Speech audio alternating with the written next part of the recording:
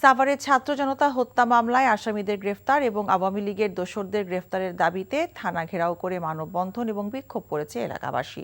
সকালে ব্যানার নিয়ে কয়েকশো মানুষ থানার সামনে অবস্থান নিয়ে ঘাপটি মেরে থাকা আওয়ামী লীগের দোসরদের গ্রেফতারের দাবিতে স্লোগান দেন।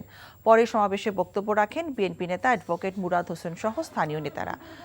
সমাবেশে অভিযোগ করা হয়, পতিত স্বৈরাচারী আওয়ামী লীগের নেতাকর্মীরা আত্মগোপনে থাকলেও পুলিশ তাদের গ্রেফতার করছে না। উল্টো বিএনপির নেতাদের বিরুদ্ধে মিথ্যা মামলা নিয়ে তাদের হয়রানি এবং সুনাম ক্ষুণ্ণ করা হচ্ছে। টাকা চুরির জন্য যদি আমার গলায় জুতার মালা পরাইতে হয়, তাহলে আমার শালীর সাথে প্রতারণা করার জন্য তোর ফাঁসি হবে।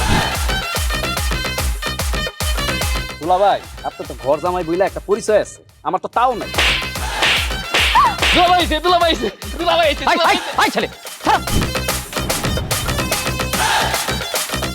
রাজনৈতিক ফ্যামিলির মেয়ে হয়ে ওই কাজ করবে।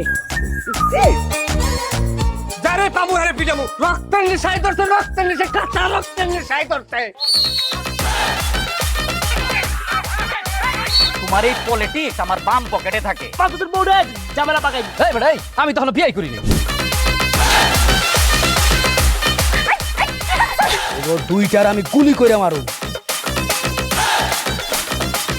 মাসুদরা কোনোদিন ভালো হয় না।